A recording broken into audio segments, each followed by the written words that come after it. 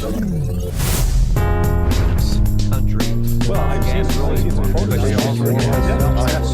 I mean, after Ronnie and Ukraine's NATO facility.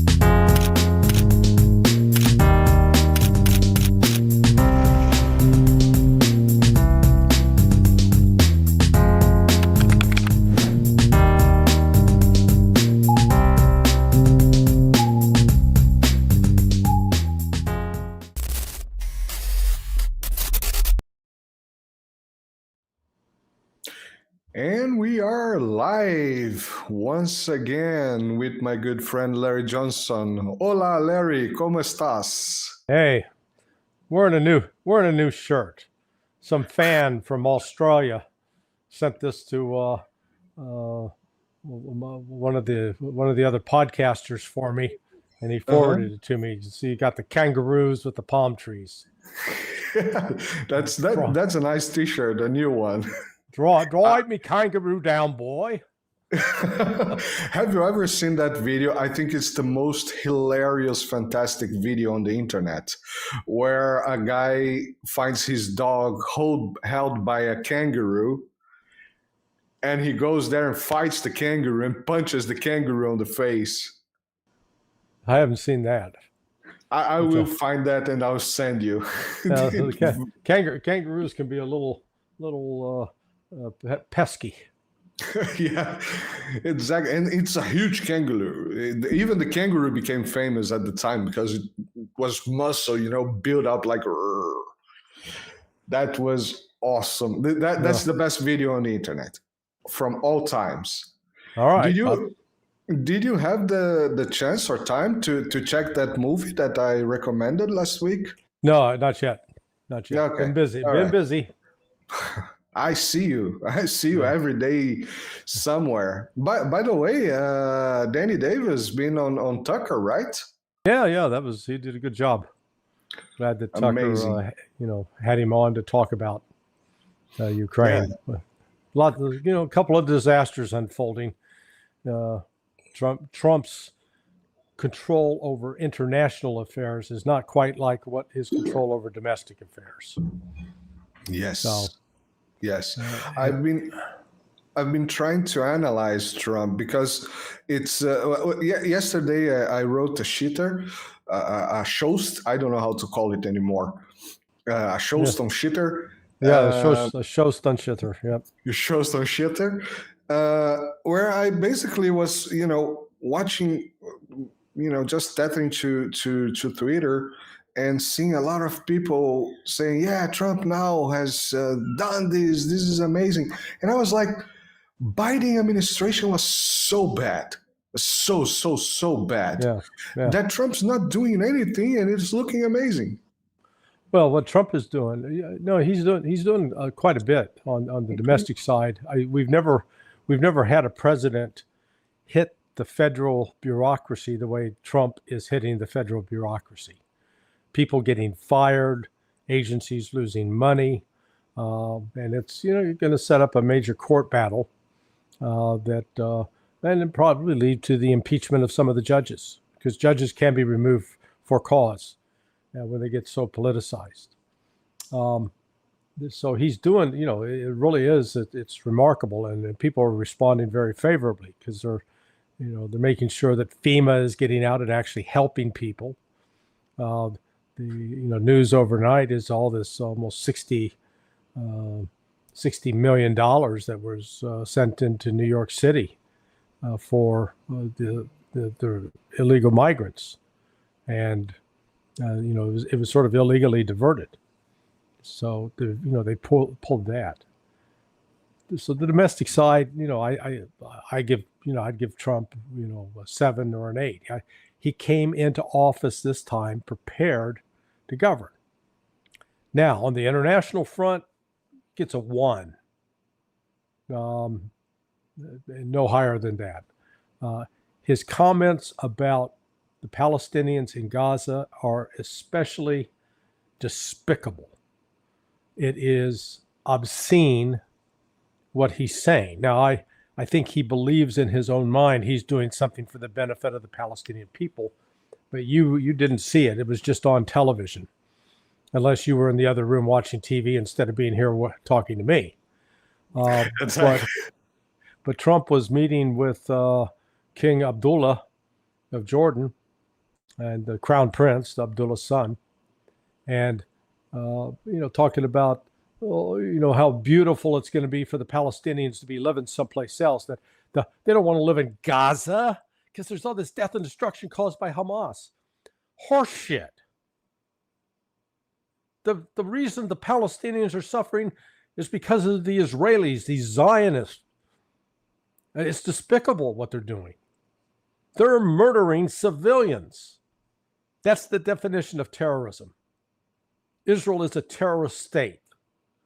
And here's Trump excusing that and then pretending that they're going to, there's all these beautiful sites. Well, they're not built yet. So you're claiming that they can't stay in Palestine in Gaza because it'd take too long to build. It's going to take a long, long time to build. So they go to live elsewhere.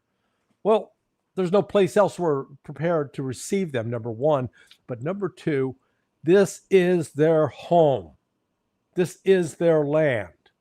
This is where they were born. Their fathers were born. Their grandfathers were born. Their great-grandfathers were born. Their great-great-grandfathers. Generations. Unlike these interloping Jews, European Jews, that come in there and say, this land is ours because God says so in the Bible, which we wrote. Yeah, I write a book. It's kind of easy. Hey, I'm entitled to your land too. I'm sorry, I really get exercised over this because what Trump has said is going to inflame the region. And he's now said, Hamas has got to release all the hostages by Saturday or else they're going to regret it. What are they going to regret? Israel has been trying to destroy them for 15 months, couldn't do it. So, the war is going to start back up probably on Sunday. The war will expand. The Houthis are going to get involved. And then Trump and this is where his stupidity comes in. He's done some smart things on the domestic side, on the international side. He is not smart. That's becoming clear. He is a dummy. You think he's sophisticated and playing some 3D level chess. No, he can't get the checkers out of the box. So he thinks he's going to threaten and bully people to get his way. Ain't gonna work. So he thinks the Palestinians are not tough, resilient. Well, they're still there. Subject his family to what the Palestinians, just give his family a week of what the Palestinians have suffered over the last 15 months. They would be crying. They wouldn't know what to do. They'd be dying. So it's outrageous. Now, they're making a big news that King Abdullah said, we'll take 2,000 children. Now, the news media initially reported as 12,000. But they're going to take 2,000. Well, yeah, 2,000 kids that need medical attention because they either have cancer, malnutrition, or gun wounds from being shot by Zionist soldiers. And so, yeah, they're going to take those and give them medical treatment. That's 2,000. Well, you still got 1.8 million Palestinians. Yeah, this is just all show. Now, it's a shame Abdullah is such a weak man. He really is a weak man. And you watch him on this camera and his eyes are going, he's doing, God, it's distracting with the eyes. There's constant, so he's nervous. Yeah, I was about to say that. The man is probably over some huge amount of stress to start, having the what's it called? It's not TOC, is the other one. I forgot the name in English. What, the Trump derangement syndrome, or? Well, yeah, that's probably it. But it's another syndrome, the one that people scream and Tourette's. Tourette. Yeah, that's which syndrome. I found out very recently that having this. We in Brazil we just call tic, but I just recently learned that this is also a low level of Tourette. syndrome. Mhm. Yeah. Well, yeah. Perhaps Trump should think, since he's doing a good job internally, he should think about relocating the people from the Palisades on California to Mexico until it's rebuilt as well. Yeah, I was, yeah. Do I this. was, Yeah, go see how that would work out. Just tell those people, oh, you no longer get to live in the Palisades. We're going to move you to some beautiful place in the middle of yeah, the desert. Yeah, that would go over well. That would go over well with those people who want, this is our home. This is where we've lived. That is just, it's heartless on his part. And he disguises it as if it's some great humanitarian gesture. It's cross-dressing. What it is it's political cross-dressing is what it is.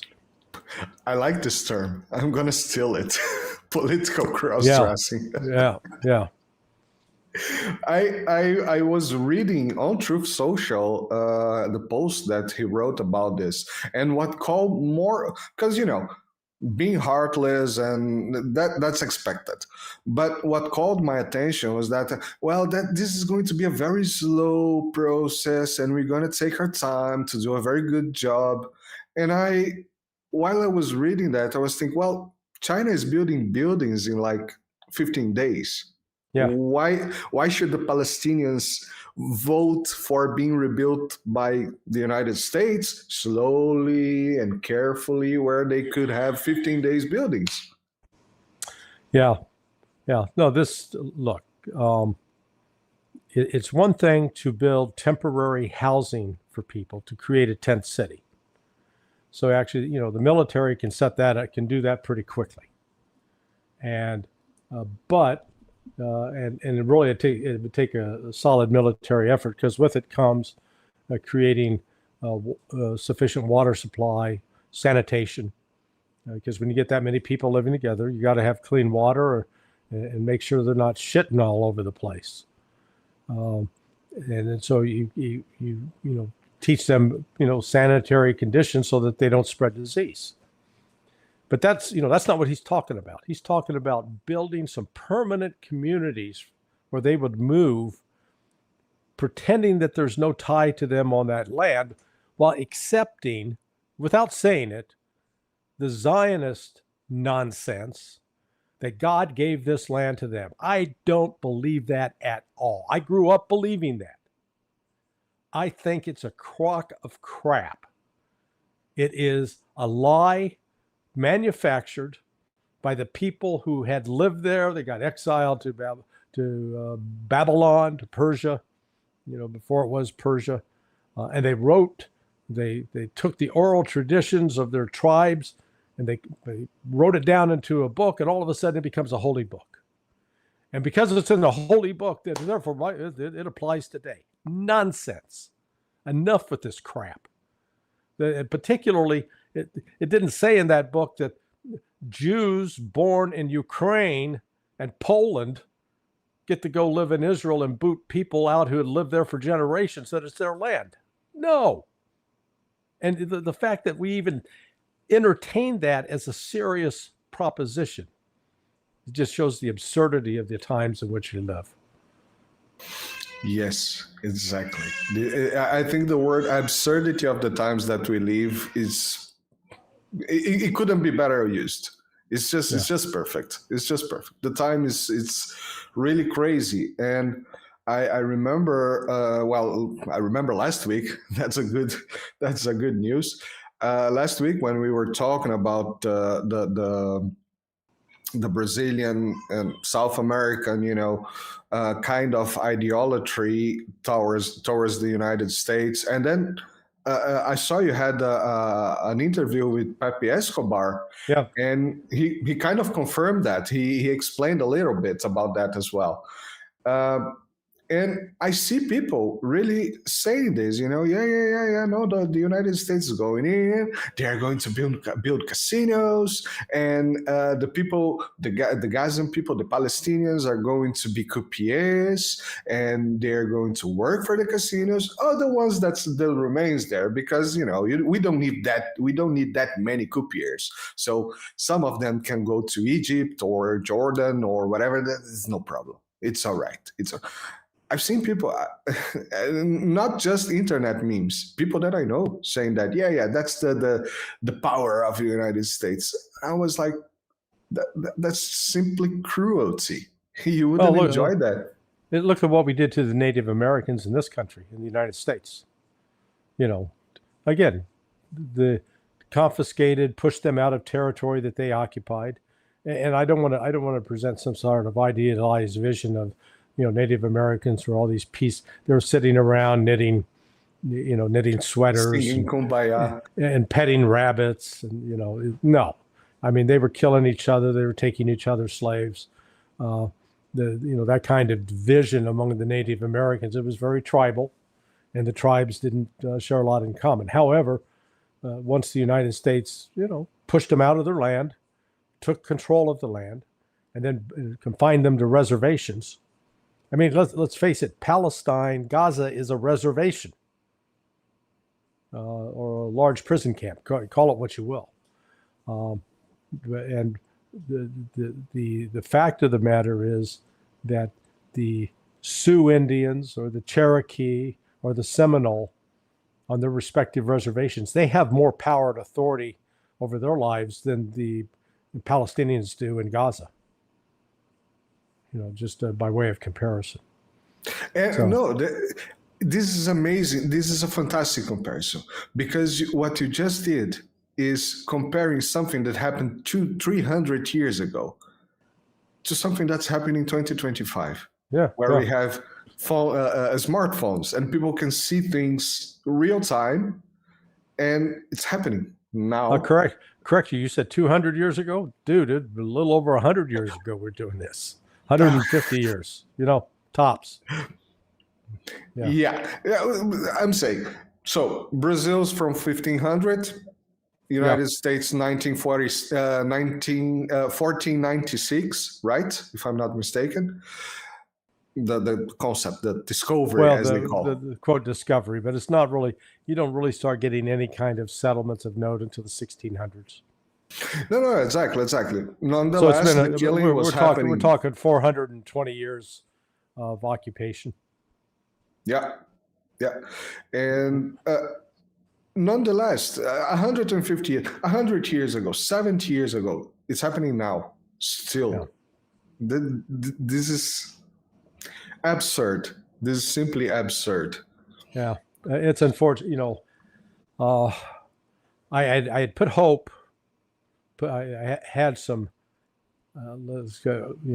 misplaced hope that Trump, in his vanity to be seen as the great peacemaker, would in fact embrace policies that might give the Palestinians a legitimate chance at life. But it's clear that he's not. Now, he's also, though, not catering necessarily to the Zionists, because the hardcore Zionists like Smotrich and Ben-Gvir, Gaza is theirs. And Trump said, no, it's mine. It's ours. The United States. We're gonna control that. Well, that ain't in the holy book either. Yeah. Well, we got, Trump's gonna introduce a new book to the Old Testament. It's gonna be called the First Book of Assumptions. Well, he was selling Trump Bibles, wasn't he? Before. Well, that's in another chapter. That's the book of Bolognians.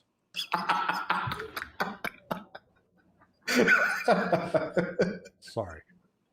Oh no! Please don't excuse yourself for making me laugh. This is the best part of my day for sure. Yeah. I have to recompose myself. I got criticized once when I posted one of our videos. Someone said, "You laugh too much," and I was like, "Well, it's Well, kind it's of a a natural good thing. it's a natural conversation. This is not scripted. Yeah, exactly. We're not taking ourselves too seriously. And if it's funny, good. If I can make you laugh, that's always part of my goal. To reach out to my inner comic, my inner Rodney Dangerfield.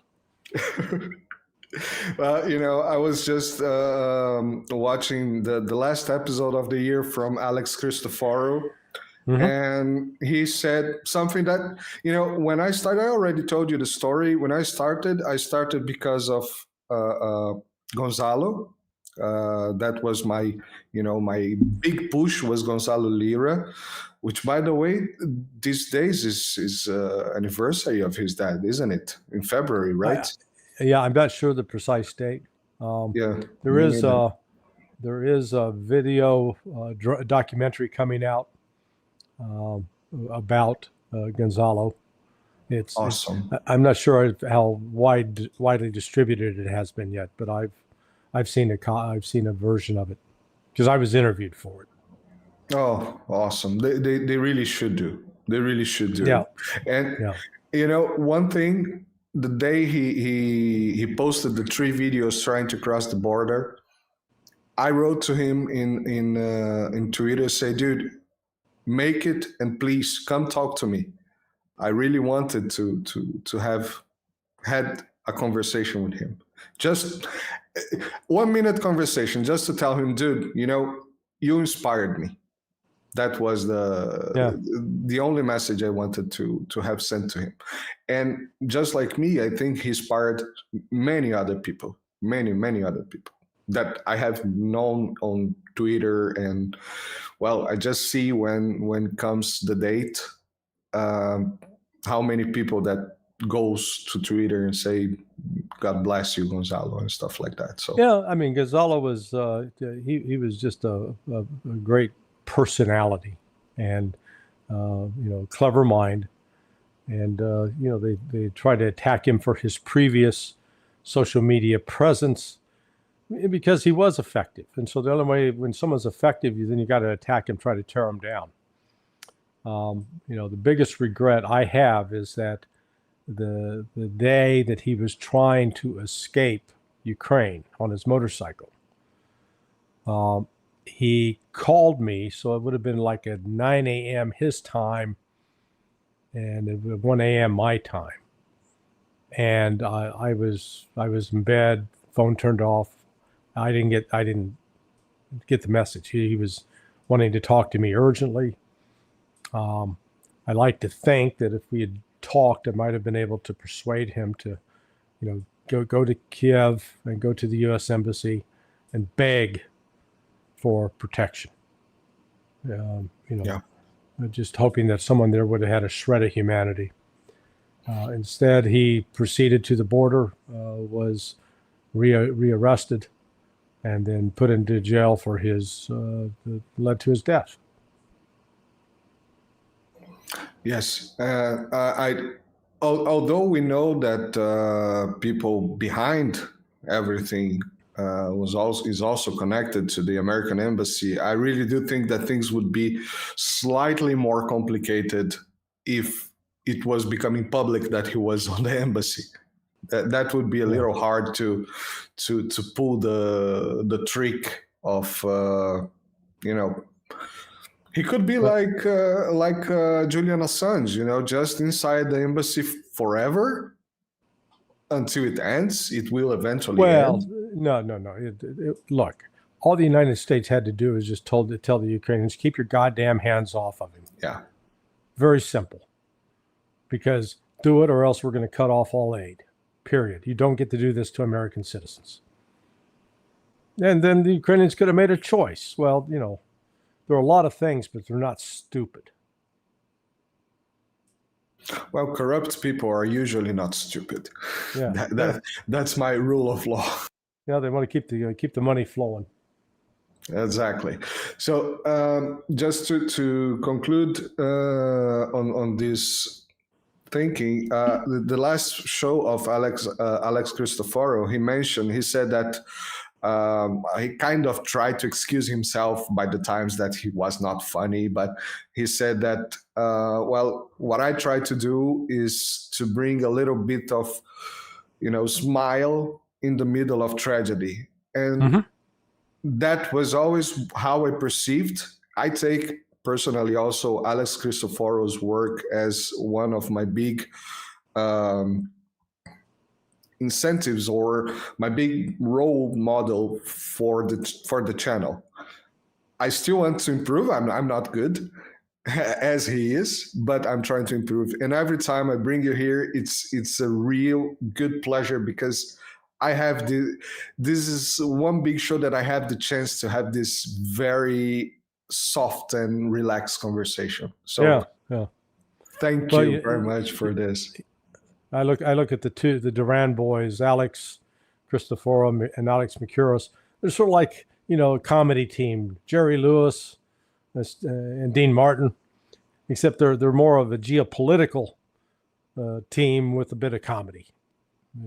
Yeah, because Alexander is also extremely funny, but he's British humor funny, Monty Python funny. Makuros is much more. He's much lower key, and he doesn't have the drinking problem that Dean Martin had. And whereas I can see Alex Cristoforo more in the Jerry Lewis, role, as being sort of the more outwardly funny. He always does see the humor, the irony in a lot of this. Yeah. So just a pause for thanking you and the guys that have almost forced me without even knowing me to do this. But thanks to all involved in the creation of this channel. It's going to one day, we're getting there. Yeah. Larry, so I would like just to pivot a little bit to Russia. And of course, we're still talking about Trump. Trump, he's really not being very happy with his statements on geopolitics sites. How do you see these Russia statements that he made recently? Well, first of all, when saying that Russia, the Soviet Union helped the United States to win the war, that was not nice of him.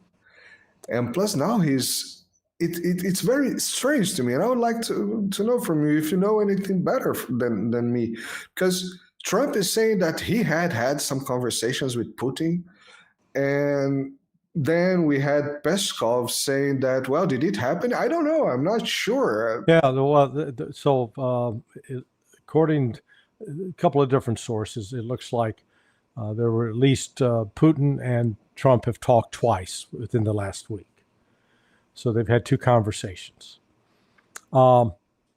Trump, I think, is getting an education from Putin, because the things that have been said in public by Trump and his national security team, Mike Waltz and Marco Rubio in particular, reflect just a profound ignorance of what's going on in Russia. For example, Trump just yesterday, or the day before yesterday, remarked about how terrible the Russian economy was. And Mike Waltz said the same thing Sunday on, I don't know if it's Meet the Press or Face the Nation, one of those Sunday talk shows, that Russia's economy was just in tatters. Well, no, it's not.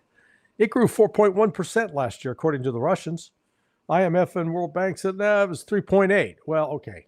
0.3%. Well, the fact is it's strong.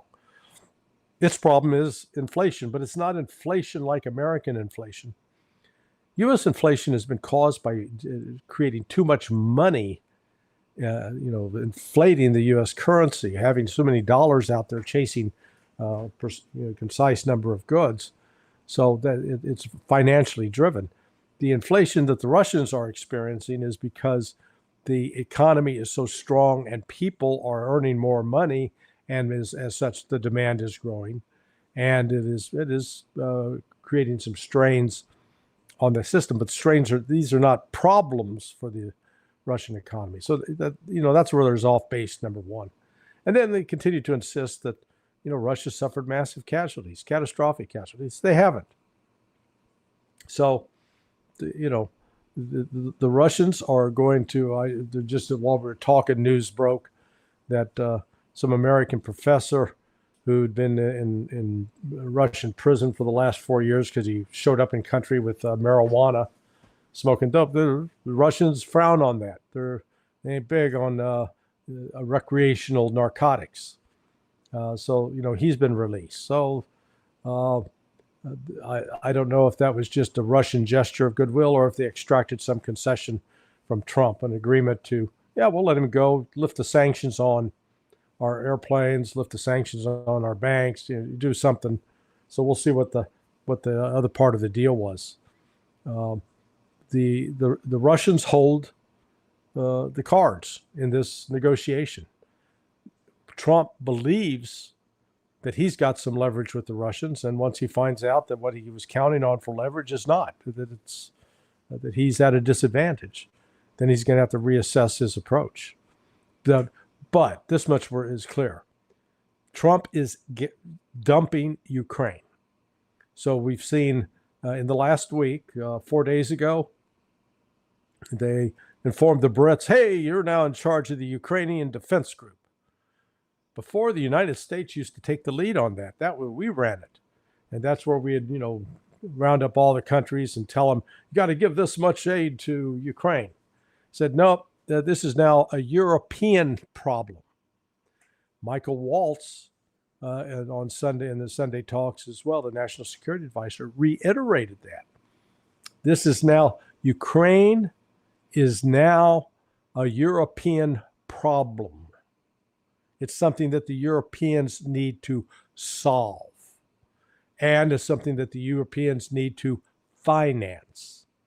The only way the United States is going to send any more weapons or material to Ukraine is going to be in exchange for some rare earth minerals. They're going to have to buy it. They're going to have to actually provide something. The problem with all the rare earth minerals are really under the control of the Russians now.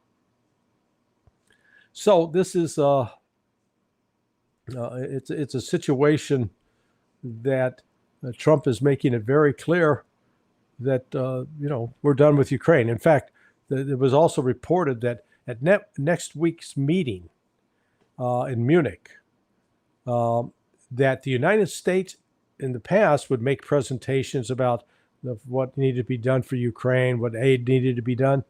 So next week, Secretary of Defense Hegseth not going to say a word. We're there to observe, to see what all these Europeans are going to say and do. So those, these are clear messages being sent to Ukraine.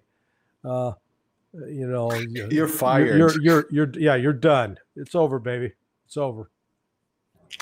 Yeah, it's over, baby. And just what was it yesterday? The day before yesterday, Ursula von der Leyen, she just started speaking. The Ukraine should be taken care of by Europe, and Europe should take care of its own defense, and we should build an army of purple-haired people. Go for it. Go for it. Absolutely. Trump will be cheering them on all along. Exactly. So here's how I see things going. Trump says we have a drug problem. Hey, Mexico and Canada, you put money on stuff and fix my problem. And then say, well, we have a Ukraine problem. Well, Europe, you put your money on stuff and fix my problem. That's, he's not wrong.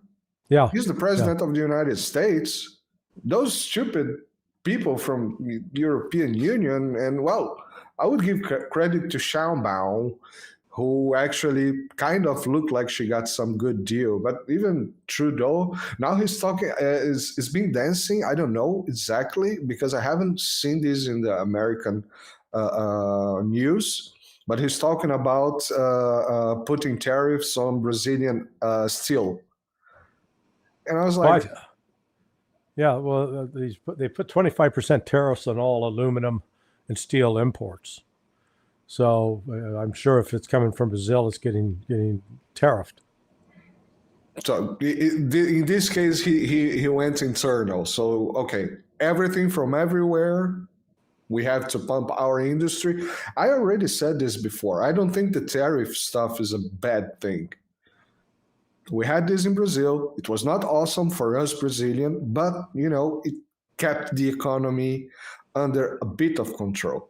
Otherwise, you are competing with countries that have perhaps cheaper price, and then your industry is not going anywhere.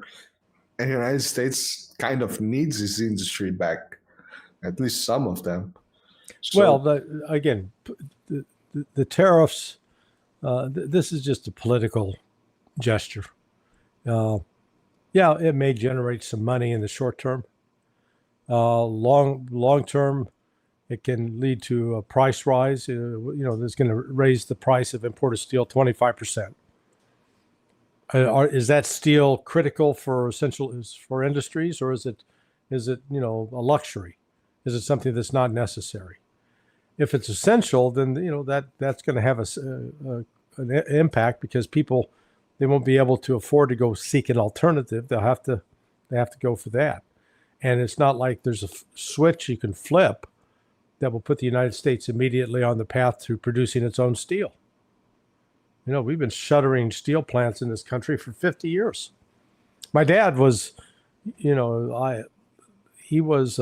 started off as a machinist at Sheffield Steel. And then Sheffield Steel was bought out by Armco Steel. And my dad finished his time at Armco as a maintenance supervisor, a foreman, as they call him. But he was forced into early retirement because they downsized the steel plant. And this was 50 years ago, 52 years ago. So, it hasn't come back.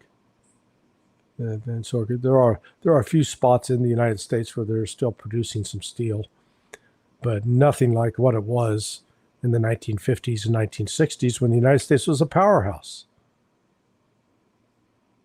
Yeah, we had this conversation before, and that's exactly the point. Once upon a time, on the 50s and 60s, as you mentioned, you could just graduated from high school and immediately jump into middle class by going to a steel factory or car factory.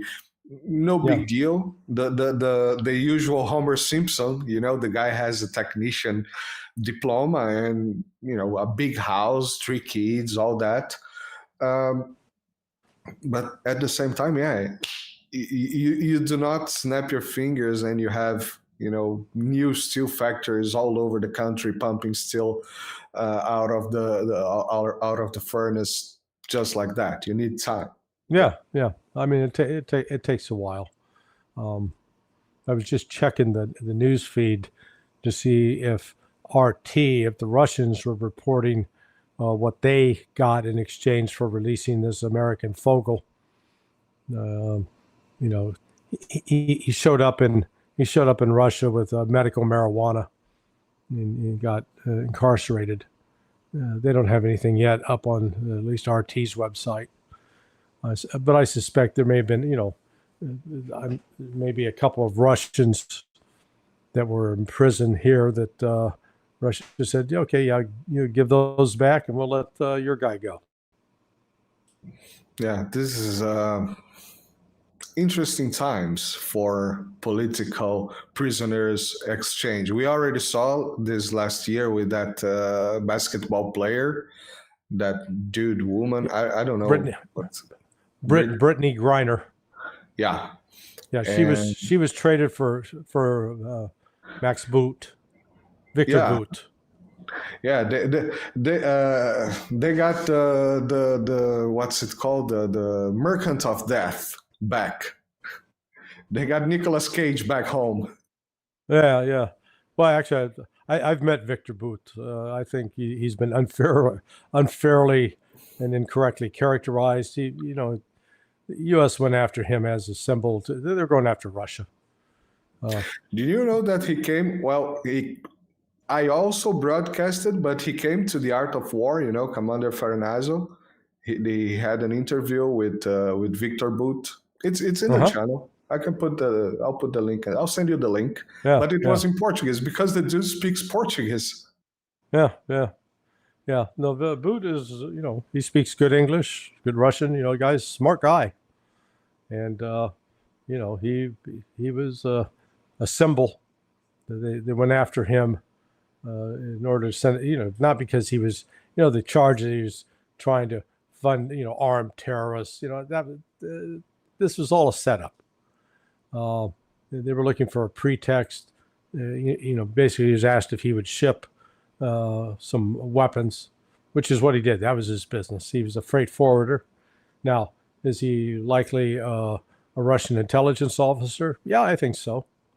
A very competent one, very capable. He's not Dr. Evil, that's for sure. What's it? Send the lasers, Dr. Evil style. Yeah.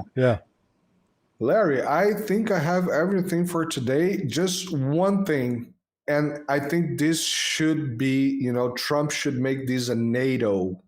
This is very important, a NATO thing, not just the United States. Bring back the plastic straws. Yeah, they brought it back. I heard Laura Trump now, so this may not translate well into like Portuguese, but she goes, "Yeah, boy, those paper straws, they suck." No, they don't. They don't suck. That's the problem. That's why they're bad.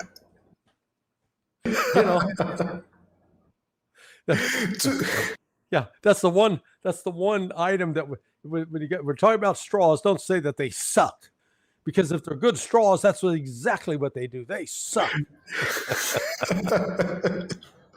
To be, a little informative on that, Natalie Morris from Redacted, she made an amazing investigative work over paper straws.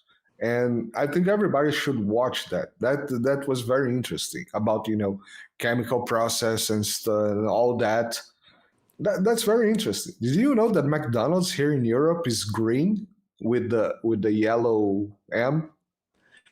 Dude, I made the mistake of, I remember eating McDonald's 40 years ago. And I made a mistake about 10 months ago saying, you know what? Let me try a quarter pounder with cheese. I'll just try it again. Good God, it's like eating cardboard. Nasty. The McDonald's is, I don't understand how they stay in business because their food, apart from the straws, the food sucks. The straws don't suck. Yeah, and the straws don't suck. So it is, it's a real estate venture. They own prime real estate here and there, but the food, you get far better actual hamburgers at Wendy's, at Burger King, or let's really go upscale to like In-N-Out Burger, Five Guys, which is really expensive but really good. Shake Shack, they do a good burger. Five Guys just recently introduced here in Europe, and it's really good. It's really good. Yeah. People like it because they've got a good business plan. They're actually, when you look at the McDonald's French fry, it's got like 6 or 7 different ingredients in a French fry. Wait, it's a potato. It's a fried potato. You got 6 or 7 ingredients in it. That's it's almost like a non-biodegradable potato. Okay, jeez, let's just then that's what's nice about Five Guys. I mean, they cut up potatoes and get them sliced with the outside. With the skin. Yeah, I don't care. Bah! And then they fry it up, and you get an actual real French fry. But so I've blasted. Fortunately, McDonald's is not a sponsor of your show. Well, if he wants to. Dude. As long as the straws suck. Yeah. You know, you ought to have some self-respect that there are certain companies you would not allow, you wouldn't take money from. Yeah, especially USAID.